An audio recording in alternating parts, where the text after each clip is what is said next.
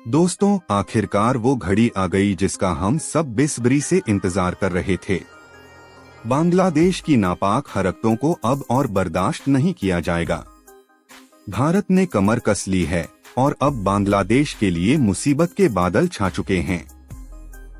सूत्रों के मुताबिक भारतीय वायुसेना हाई अलर्ट पर है और बांग्लादेश को सीधे शब्दों में चेतावनी दे दी गई है कि अगर एक भी गलत कदम उठाया तो खैर नहीं। क्या है पूरा मामला और क्यों भारतीय वायुसेना को देनी पड़ी चेतावनी? चलिए इस वीडियो में जानते हैं, लेकिन आगे बढ़ने से पहले एक छोटा सा काम, वीडियो को लाइक करें और चैनल को सब्सक्राइब करें, क्योंकि ये आपके लिए तो 1 सेकंड का काम है, लेकिन हमारे लिए बहुत मायने रखता है। दरअसल बांग्लादेश अपनी हरकतों से बाज नहीं आ रहा है। उसने मेघालय बॉर्डर के पास जीरो लाइन पर तुर्की से खरीदे ड्रोन तैनात करना शुरू कर दिया है। पहले भी खबर आई थी कि बांग्लादेशी ड्रोन मेघालय के पास भारतीय सीमा के करीब उड़ते देखे गए थे, लेकिन अब ये ड्रोन बॉर्डर से सिर्फ 200 मीटर की दूरी पर हैं। ये सीधे सीधे घुसपैठ की कोशिश है। भारत ने तुरंत इस हरकत को फ्लैग कर दिया है। नियम साफ है, दो देशों के बीच कोई तनाव न हो तो सीमा से 10 किलोमीटर के दायरे में कोई भी हवाई चीज नहीं दिखनी चाहिए, चाहे वो ड्रोन हो, फाइटर जेट हो या हेलीकॉप्टर। लेकिन बांग्लादेश ने 200 मीटर की दूरी पर ड्रोन तैनात करके नियमों को तोड़ा है। इसीलिए भारतीय वायुसेना ने बांग्लादेश को चेतावनी दी है। खबर है कि भारत ने साफ कह दिया है कि अगर ये ड्रोन भारतीय सीमा में घुसे या घुसने की कोशिश की तो उन्हें उसी तरह मार गिराया जाएगा, जैसे 2019 में पाकिस्तान के यूएवी को मार गिराया था। और यहाँ बांग्लादेश तुर्की के ड्रोन इस्तेमाल कर रहा है, जिससे भारत और तुर्की के बीच तनाव और बढ़ रहा है। पहले ही दोनों देशों में कूटनीतिक और राजनीतिक मतभेद चल रहे हैं और अब ये हथियारों का टकराव बन गया है। तुर्की ने बांग्लादेश को 12 बैरक्लू ड्रोन बेचे हैं। जैसे जैसे भारत और बांग्लादेश के बीच तनाव बढ़ेगा, वैसे वैसे तुर्की बांग्लादेश का साथ देगा और हथियार सप्लाई करेगा। इन 12 ड्रोन में से फिलहाल 6 ड्रोन ही बांग्लादेश ने बॉर्डर पर तैनात किए हैं।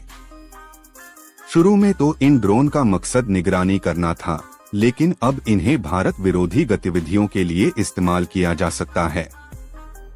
और सिर्फ बांग्लादेश ही नहीं, इन ड्रोन से मिली जानकारी चीन तक भी पहुंच सकती है। तुर्की ने तो इन ड्रोनों में हथियार लगाने की बात भी शुरू कर दी है। इससे भारत की सुरक्षा पर खतरा है और भूराजनीतिक माहौल और जटिल हो गया है।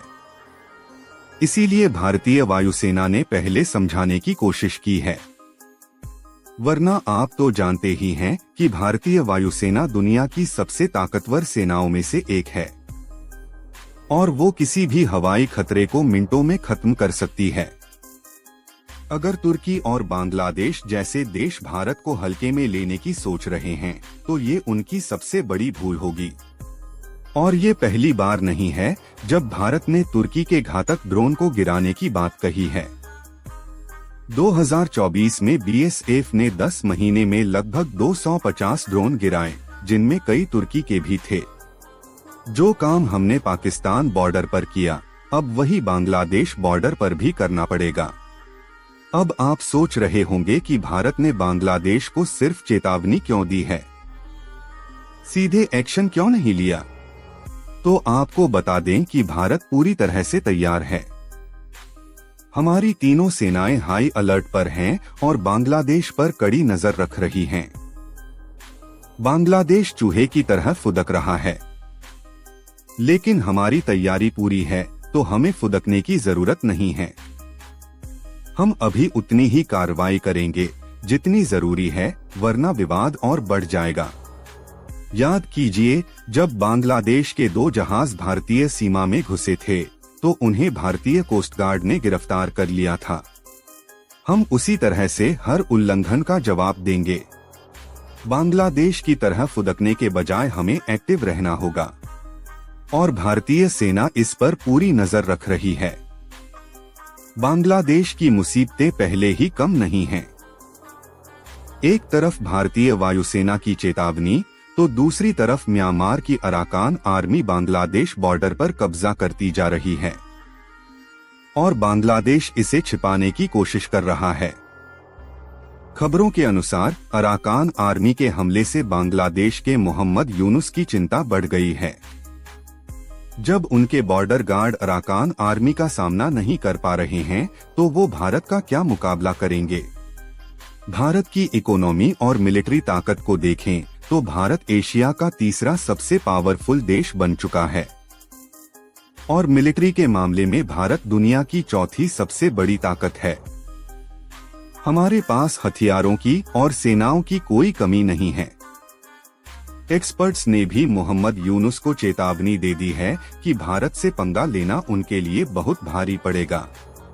अब आप बताइए, भारत को आगे क्या करना चाहिए?